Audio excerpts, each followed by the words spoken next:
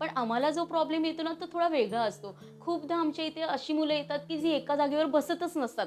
जी घरकामं करतायत, पण बिचारे सिंगल आहेत.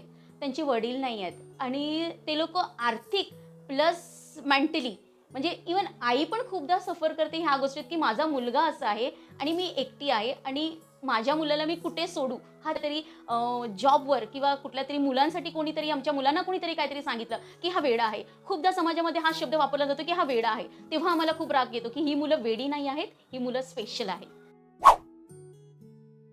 तुम्ही फक्त शिक्षिका म्हणून नाही, तर तुम्ही आई म्हणून तुम्ही मुलांचा विचार करता आणि म्हणून ते इतकं दुःख होतंय. खरीच गोष्ट आहे. खूप वेगळं काम त्या करतायत आणि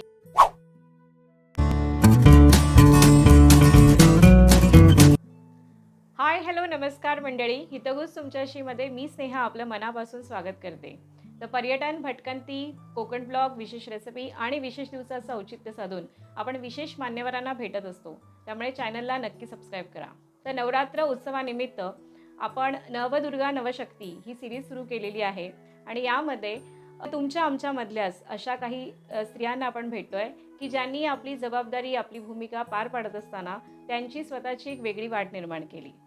आणि त्यामध्ये अनेक स्त्री शक्तींना आपण भेटतोय. आज ज्या स्त्री शक्तींना आपण भेटत आहोत त्या विशेष आहे. कारण आजचा ब्लॉगच खरा विशेष होणार आहे. शिक्षक म्हटलं ना, की समाजाला घडवणारा हा मुख्य घटक म्हणून आपण पाहतो. नॉर्मल मुलांना शिकवणारे शिक्षक यांना आपण भेटतोच. पण जेव्हा ही काही मुलं विशेष असतात आणि त्यांना शिकवणारे जे शिक्षक आहेत, ते पण अर्थात विशेषच आहेत ना, कारण ते त्यांच्या अनुभवाने, त्यांच्या पेशन्सने त्या मुलांना घडवत असतात. म्हणूनच आज 2 शिक्षिकांना आपण भेटणार आहोत. त्या विशेष मुलांना शिकवत आहेत आणि त्यांच्याकडून त्यांचे अनुभव जाणून घेणार आहोत. त्यामुळे खरंच हा व्हिडिओ खूप छान इंटरेस्टिंग होणार आहे. खूप काही आपल्याला शिकायला सुद्धा मिळणार आहे. म्हणून माझी पहिल्यांदाच विनंती आहे, की हा व्हिडिओ शेवटपर्यंत नक्की पहा. शिक्षिका वीणा पटेल यांच्याबद्दल थोडक्यात सांगायचं झाल्यास, कॉलेजमध्ये असताना अशा विशेष मुलांना त्यांनी पाहिलं आणि स्वप्रेरणेने ठरवलं, की आपण या मुलांसाठी काम करावं. त्याप्रमाणे त्यांनी काही कोर्सेस केले आणि आज त्या अनेक वर्ष विशेष मुलांना शिकवत आहेत. शिक्षिका मीना पटेल यांच्याबद्दल सांगायचं झाल्यास, आपल्या नंदेलाच म्हणजेच वीणाला विशेष मुलांसाठी काम करत असताना पाहिलं आणि त्यातून प्रेरणा घेऊन त्यासुद्धा विशेष मुलांच्या शिक्षिका झाल्या. तर सर्वात आधी हितगुज तुमच्याशी आपल्या चॅनलवर तुमचं मनापासून स्वागत. आणि सिद्धी क्रिएशन माझी नऊवारी या ब्रँडतर्फे तुम्हाला हे सुंदरसं गिफ्ट. Thank so much. त्यांचे नवजात बाळापासून ते अगदी वयोवृद्ध माणसांपर्यंत बरेच असे प्रोडक्ट्स आहेत. पारंपरिक जे कपडे आहेत ते तुमच्या मापानुसार ते कस्टमाइज करून देतात. नऊवारी, पाचवारी साडी नक्की ट्राय करा एकदा. खरं तुम्हाला आज भेटून मला फार आनंद होतो आहे. म्हणजे आज मी अशा 2 शिक्षिकांसोबत बसलेली आहे गप्पा मारायला, की खरंच ज्यांच्याकडे खूप काही पेशन्स आहेत आणि खूप काही ग्रेट वर्क करताय तुम्ही. आजच्या ज्या शिक्षिका आहेत त्या आहे वीणा पटेल आणि प्रिया जैन. प्रत्येक शिक्षक हा एक खरा समाजाचा घटक असतो. म्हणजे आपली ड्युटीसुद्धा 8 तासाची नसते. त्या पलीकडे जाऊन खूप काहीतरी करावं लागतं जेव्हा शिक्षक आपण बनतो तेव्हा. नॉर्मल शिक्षक मी असे पाहिले आहेत, पण स्पेशल मुलांचं टीचर व्हावं असं तुम्हाला कधी वाटलं? म्हणजे त्यामागे तुमची काही प्रेरणा होती का? हा प्रश्न दोघींनाही आहे. पहिलं तर सगळ्यांना नमस्कार माझा. जसं ताईने विचारलं तसं की जेव्हा मी कॉलेजला होती, तेव्हा आमच्या कॉलेजच्याच बाजूला एक शाळा होती जी विशेष मुलांची होती. तर तिकडे ना आम्ही रोज ब्रेकमध्ये अशा मुलांना बघायचो, की ही मुलं तर मला ना काहीतरी त्या लोकांचं वेगळं वाटलं, की त्या लोकांची दुनियाच पूर्ण वेगळी होती असं वाटलं. मग मी जेव्हा आम्हाला ब्रेक टाईम भेटायचा किंवा मग फ्री टाईम भेटायचा, तेव्हा आम्ही आमच्या कॉलेजच्या प्रोफेसर बरोबर भेटून आम्ही त्या शाळेत व्हिजिट केली व त्यांच्याबरोबर थोडा वेळ घालवला. त्यावेळेस मला असं वाटलं, की समाजात नॉर्मल शिक्षक तर भरपूर कोण होतात. पण जे विशेष मुलांसाठी जे टीचर होतात ते काहीतरी समथिंग वेगळं असतं. मला काहीतरी वेगळं करायचं होतं. त्या हिशोबाने मी ह्या फील्डमध्ये आली. नमस्कार. जेव्हा माझं लग्न झालं होतं, तेव्हा मी घरी आली. तेव्हा माझ्या नणंदनी जो काम करत होते, ते बघून मला खूप आवडलं. म्हणून मी हे त्यांच्यासोबत मी असं काम म्हणजे ह्या मुलाबरोबर मी काम करते. म्हणजे खरं तर तुमचं नणंद आणि भावजेचं नातं आहे.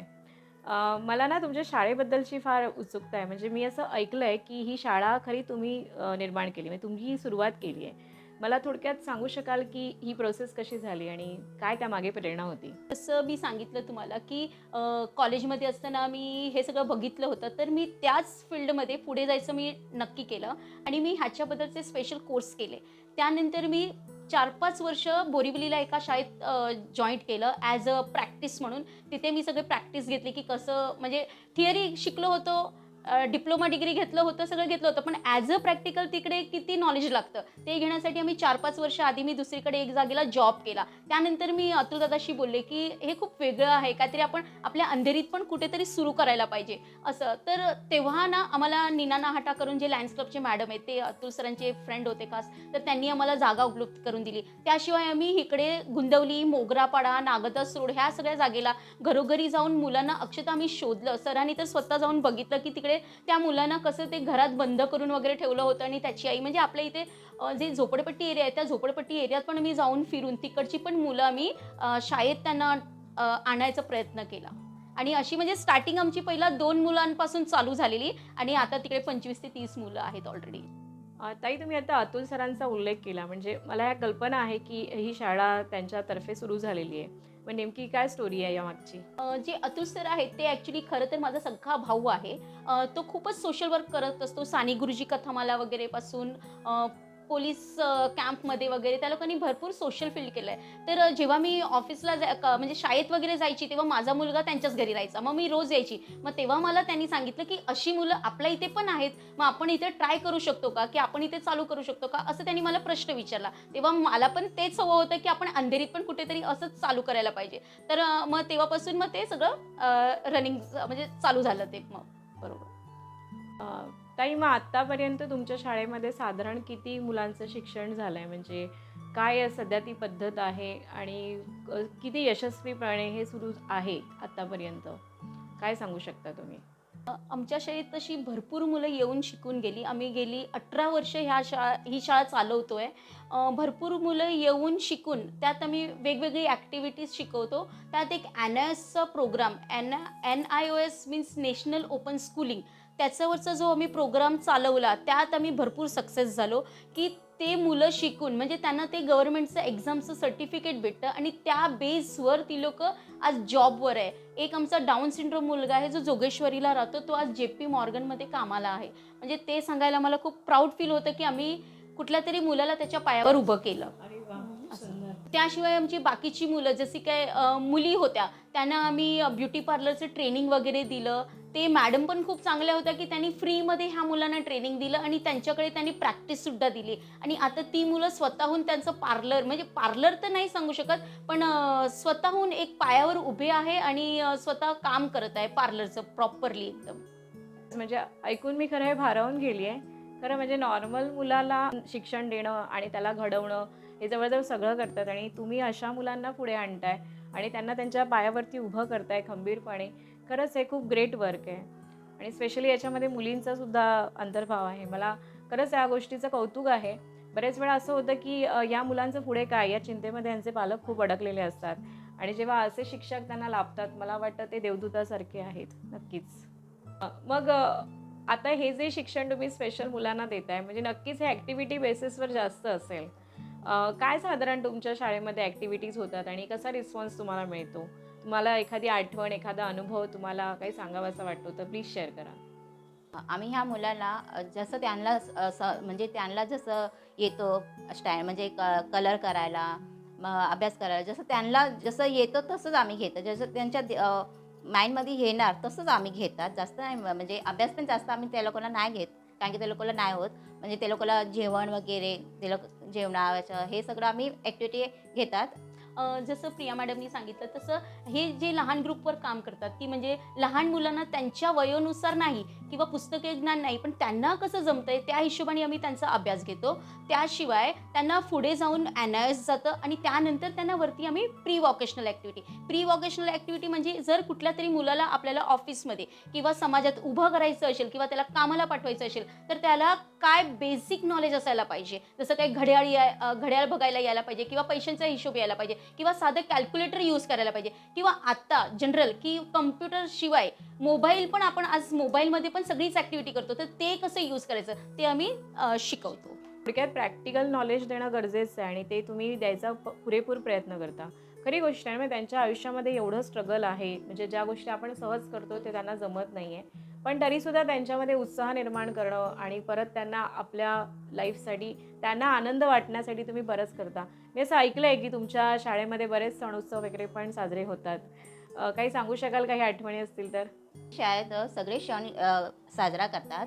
गणपती आहे, होळी आहे, रक्षाबंधन आहे. ते आम्ही सगळं मी इथे त्यांना शिकवतात. म्हणजे काही मुलं बाहेर नाही जाऊ शकते, तर आम्ही शिकवतात त्यांना, म्हणजे माहिती देतात.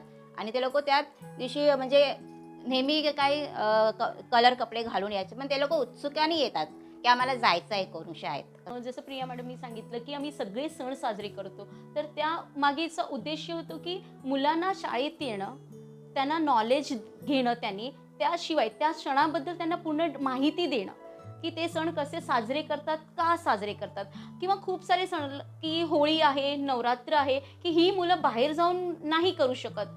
जे समाजात जाऊन नाही ते लोकं किंवा पॅरेंट्स नाही जाऊ देत. तर तेव्हा आम्ही त्यामुळे टिपिकली जसा तो दहीहंडीचा सण आहे, टिपिकली जसा तो बाहेर साजरा होतो तसाच आम्ही साजरा करतो. ह्यामागे मला एक अजून ह्यात सुचवायचं म्हणजे सांगायचं आहे, की आमच्या इथे एक कल्पेश नावाचा मुलगा होता. सध्या तो आपल्याबरोबर नाही आहे आता. पण तो फक्त सण साजरे करण्यासाठी शाळेत यायचा, की त्याला तो खूप त्याचं हेवी वेट होतं, म्हणजे त्याचं वजन खूप जास्त होतं. तो कुठेही एकटा जाऊ शकत नव्हता. त्याच्याबरोबर जाणं म्हणजे त्याच्याबरोबर कुठलेतरी 2 व्यक्ती त्याला लागायचे. मग त्यावेळेस त्याला असं काही वस्तू भेटली, की त्याला खूप आनंद वाटायचा. म्हणून जेव्हा पण त्याला काहीतरी असे सण असेल, तर तो असा शाळेत नाही यायचा. पण जेव्हा सण सांगितलं, की तो उत्साहाने शाळेत यायचा आणि त्याबद्दल मला खूप चांगलं वाटायचं.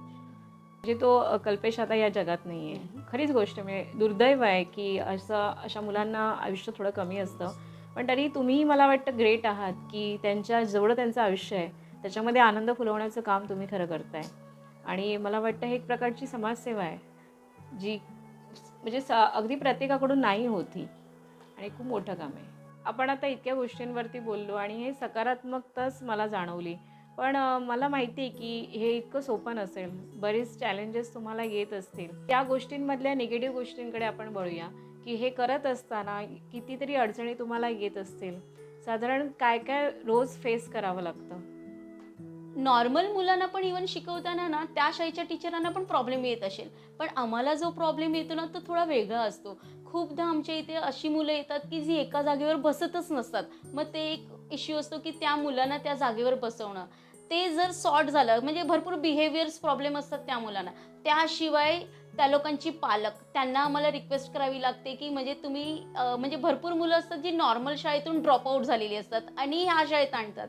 मग तेव्हा त्या पालकांना पण कन्वे करायचं, की म्हणजे ही मुलं ह्या शाळेत कुठपर्यंत पुढे पोहोचू शकतात, ते एक कन्वे करायचं. तो एक खूप मोठा प्रश्न असतो. त्याशिवाय एक प्रश्न असतो आमचा मोठा, की जेव्हा खूपदा आम्हाला असं आढळलं आहे, की सिंगल पॅरेंट्स असतात. म्हणजे खूप साऱ्या लेडीज म्हणजे आम्ही जेव्हा काम करताना बघितलंय, की आई अशा आहेत, जी घरकामं करतायत, पण बिचारे सिंगल आहेत. त्यांचे वडील नाही आहेत आणि ते लोकं आर्थिक प्लस मेंटली म्हणजे इव्हन आई पण खूपदा सफर करते ह्या गोष्टीत, की माझा मुलगा असा आहे आणि मी एकटी आहे आणि माझ्या मुलाला मी कुठे सोडू? हा त्यांच्याकडे खूप मोठा प्रश्न असतो आणि तेव्हा त्यांना एक्सप्लेन करणं किंवा त्यांना समजवणं, की तुम्ही इथे आमच्या इकडे सोडा तुमच्या मुलांना, आम्ही त्यांना बरोबर ट्रेन करू. ते समजवणं एक खूप मोठा आमचा प्रश्न असतो. नाही, म्हणजे मला आता फक्त हे ऐकूनच कल्पना आली, की म्हणजे गेलेल्या क्षणापासून ते निघेपर्यंत तुम्ही फार सतर्क, सावधान होऊन त्यांना शिकवत असाल. अगदी. मला ना आता ही उत्सुकता आहे, की जर असं तुम्ही हे दिवसभर तुमचा असा असतो, तर तुमच्यात पण हे बघून काहीतरी नक्कीच बदल झाला असेल. म्हणजे त्या मुलांना शिकवण्यासाठी किंवा त्या मुलांना हँडल करण्यासाठी तुम्ही तुमच्यामध्ये काही बदल केले, की काही आपोआप घडले? काही तुम्ही सांगू शकाल? म्हणजे नक्कीच पेशन्स तर आपल्या लेडीजमध्ये असतंच, प्रश्नच नाही. पण ह्या मुलांबरोबर पेशन्स आमचं जे घरी आमचं घरी पण ह्याच्याबद्दल पेशन्स वाढलं, की घरी पण काहीतरी झालं ना, की आपण कसं शांत राहावं. जसं मुलांना कसं आपण हे करतो तसं त्यावर आपलं, की घरी पण आपण कुठल्या पद्धतीने कधीतरी वावरायला पाहिजे. ते एक ह्या मुलांबरोबर शिकायला भेटलं आम्हाला. आणि दुसरं एक, की खूपदा आम्हाला पण चिडचिड होते. आम्ही पण चिडतो. आम्हाला केव्हा राग येतो, की जेव्हा आम्हाला पॅरेंट्स सपोर्ट नाही करत किंवा आम्ही एकटे पडतो. त्या टाईमाला आम्हाला थोडं वेगळं वाटतं, की का असं आमच्या म्हणजे फक्त आमच्याबरोबर नाही, की का आमच्या मुलांबरोबर असं नाही किंवा कधी कुठल्यातरी जॉबवर किंवा कुठल्यातरी मुलांसाठी कोणीतरी आमच्या मुलांना कोणीतरी काहीतरी सांगितलं, की हा वेडा आहे. खूपदा समाजामध्ये हा शब्द वापरला जातो, की हा वेडा आहे. तेव्हा आम्हाला खूप राग येतो, की ही मुलं वेडी नाही आहेत, ही मुलं स्पेशल आहेत. खरी गोष्ट आहे. म्हणजे तुम्ही फक्त शिक्षिका म्हणून नाही, तर तुम्ही आई म्हणून तुम्ही मुलांचा विचार करता आणि म्हणून ते इतकं दुःख होतंय. खरीच गोष्ट आहे. खूप वेगळं काम त्या करतायत आणि खरंच हॅट्स ऑफ आहे तुम्हाला. अ, असं करणं, असं रोजचं जीवन जगणं हे खूप मोठं चॅलेंज आहे तुमच्यासाठी सुद्धा. हा व्हिडिओ तुम्हाला कसा वाटला मला नक्की कळवा. या व्हिडिओबद्दलचं तुमचं मत मला नक्की सांगा आणि व्हिडिओ आवडल्यास प्लीज लाईक करा, शेअर करा, सबस्क्राईब करा. व्हिडिओ पूर्ण पाहिल्याबद्दल मनापासून धन्यवाद.